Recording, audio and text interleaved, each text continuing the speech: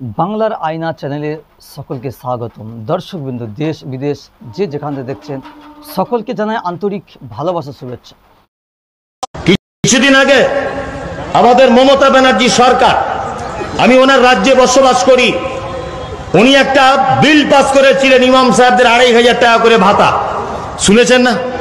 অনেক জায়গায় মসজিদে ইমামরা পাচ্ছেন। যখনই ভাতা উল্লেখ করেছে তখনই কলকাতা হাইকোর্টে মামলা করে দেওয়া হলো। বিজেপি করেছে, ওই করেছে, তাই করেছে, সব দল মামলা করে দিল। বলছে কেন মুসলমান ইমাম সাহেবরা শুধু পাবে, হিন্দু কেন পাবে না? তা তোমার বাপের টাকা আছে, তুমি পাবে? হ্যাঁ, তোমার বাপের কিছু আছে সারা ভারতবর্ষে, তা তোমরা পাবে? সারা ভারতবর্ষ তো মুসলমানদের, তোমার আছে কি? তুমি ভাতা যে দাবি করছো, আছে কি তোমার? আমি সেদিন থেকে বই টই পড়া স্টাডি করলাম। আপনারা দুয়াতে প্রচুর পড়াশুনো করি, স্টাডি করি। জানি না আল্লাহ কতটা জ্ঞান বুদ্ধি আরো আগামী দিনে দেবে, এটা আমার জানা নেই। প্রচুর পড়াশুনো করি। তা পড়াশুনো করার ফাঁকে আমি যা বুঝতে পারলাম, অবাক হয়ে গেলাম যে মমতা ব্যানার্জি ইমাম সাহেবদের ভাতা চালু করলো আর কেস করে দিল কোর্টে। আমি মমতা ব্যানার্জিকে অসংখ্য ধন্যবাদ জানাই, তিনি কথা বলেছিলেন, তোর ডাক শুনে যদি কেউ না আসে একলা চলো রে। উনি ওয়াকাফ বোর্ড থেকে টাকা দিয়েছেন, আজও দিচ্ছেন। তো তখন মনে মনে ভাবতাম, আরে ওয়াকাফ বোর্ড বলতে কি, এর কি কি আছে? আল্লাহু আকবার। তারপরে ইতিহাস পেয়ে গেলাম, এ তো মারাত্মক, ডাল মে কুছ কালা হ্যায়। সারা ভারতবর্ষের টাকে বলি আমাদের কি আছে? কুতুব মিনার আমাদের, দিল্লি জামে মসজিদ আমাদের, তাজমহল কাদের? আমাদের। হাজারদুয়ারি কাদের? আমাদের। ওই আপনার হুগলি নদীর পাড়ে আছে ইমামবাড়া কাদের? আমাদের। লালকেল্লা কাদের? আমাদের। সারা ভারতবর্ষের যত ঐতিহ্যবাহী জিনিস আছে সবই তো মুসলমানদের। তোমার বাপের কি আছে একবার দেখাও, একটা কথা তুমি বলে দেখাও যে আমাদের এইটা আছে। একটাও কিছু নেই। কিসের তুমি দাবি করছো 2500 টাকা করে? সেদিন থেকে আমি পড়াশোনা করে দেখতে পেলাম যে গোটা কলকাতাটাই তো দেখতে পাচ্ছে মুসলমানদের। আল্লাহু আকবার। আপনি অবাক হয়ে যাবেন। আবু রিদা একটা বই লিখেছেন, বর্তমান ওয়াকফ সম্পত্তি। এই বইয়ের ভিতরে তিনি তথ্যগুলো দিয়েছেন যে কলকাতা হাইকোর্টে বসে ইমাম সাহেবদের ভাতা বাতিল করে দেওয়া হলো, ওই কলকাতা হাইকোর্ট মুসলমানদের জমির উপর অবস্থিত। যে কলকাতা টিপু সুলতান মসজিদ মুসলমানদের জায়গাতে অবস্থিত, ওর চতুর্দিকে যত জায়গা আছে সব মুসলমানদের জায়গা অবস্থিত। শুধু এই নয়, দিদি বর্তমানে যেখানে থাকছেন নবান্ন, দ্বিতীয় হুগলি সেতুর পাশে, ইতিহাস বলছে, মোবাইল এখনই সার্চ করুন, ওই জায়গাটা ওয়াকফ বোর্ডের উপর অবস্থিত।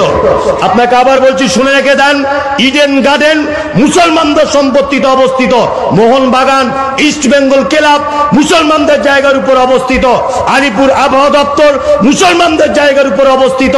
কলকাতা নেতাজি সুভাষচন্দ্র যে বিমানবন্দর রয়েছে, মনে মনে ভাবতাম দাদা দিদি এসে খুব প্লেনে করে নামছে, তোমার বাপের জায়গায় নামনি, মুসলমানদের বুকের উপরে নামছো তুমি কলকাতা এসে।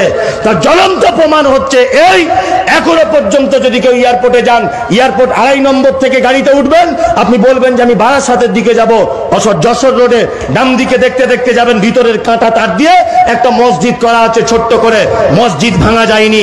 তার মানে বোঝা গেল ওখানে নিশ্চয়ই কোন জনবসতি মুসলমান গ্রাম ছিল। প্রমাণ করে ছিল কোন মুসলমান গ্রাম, ওটাকে উচ্ছেদ করে দেওয়া হয়েছে, ভিন্ন ব্যাপার। ওই মসজিদে শুধু রমজান মাসে নামাজ পড়ার জন্য পারমিশন আছে, আর কোনো পারমিশন দেওয়া হয় না। মুসলমানদের জমির উপরে অবস্থিত, তার নাম দমদম এয়ারপোর্ট। আপনি আরো কত নেবেন? সিনেমা তৈরি হয় কলকাতা, তার নাম টালিগঞ্জ। আসলে ফুল ফর্ম হচ্ছে, তার শর্ট ফর্ম হচ্ছে টি আলীগঞ্জ, যার ফুল ফর্ম হচ্ছে তাহের আলীগঞ্জ। 550 একর জমি মুসলমানদের বাপের সম্পত্তি, সেটাকে জোর করে দখল করে সেখানে সিনেমা তৈরি করা হচ্ছে। হতভাগা তুমি আমাদেরকে দেশ থেকে চলে যেতে বলছো। সারা কলকাতা তো আমাদের, সারা কলকাতাটাই তো আমাদের। তোমার আছে কি? তুমি যে এয়ারপোর্টে নামো, ওটাও আমাদের বাপেদের জায়গা, আর আমাদেরকে দেশ ছেড়ে চলে যেতে হবে। দর্শকবৃন্দ, এই যে মৌলী সাহেব যে বক্তব্যটি দিয়েছেন গোটা ভারতবর্ষ মুসলিমদের, আমি বলতে চাই যে বক্তব্যটি একদিক থেকে অবশ্যই ঠিকই বলেছেন, বাট এখানে সেকুলার অনেক, এটা হলো গণতন্ত্র দেশ, এখানে হিন্দু মুসলিম খ্রিস্টান জৈন আদিবাসী একে অপরের গণতান্ত্রিকভাবে কাঁধে কাঁধ মিলিয়ে চলি। সেই জন্য এমন বক্তব্য দেওয়াটা অনেকের মনে দুঃখ বা দুঃখ লাগতে পারে, সেই জন্যই এমন বক্তব্য দেওয়া থেকে দূরে থাকা দরকার। কিন্তু ইতিহাস সাক্ষী আছে মুসলমানদের অনেক অনেক অবদান আছে আমাদের ভারতে, এবং মুসলমানদের অনেক কিছু আছে ভারতে, সেটাই বোঝাতে চেয়েছে। কিন্তু এটাকে নিয়ে অন্যদিকে ব্যাকসাইডে নিয়ে গেলে তো হবে না দর্শক, উনি ঠিকই বলেছেন, বাট এমন বক্তব্য না দেওয়াটাই বেটার। কারণ এখানে আমরা গণতান্ত্রিক দেশ, গোটা বিশ্বের মধ্যে ভারত একটা গণতান্ত্রিক দেশ। এখানে হিন্দু মুসলিম বিভিন্ন ধর্মের মানুষ আমরা একসাথে বসবাস করি, এবং এখানে বিভিন্ন ধর্মের মানুষ, এখানে মন্দির আছে, মসজিদ আছে, গির্জা আছে, সবই আছে।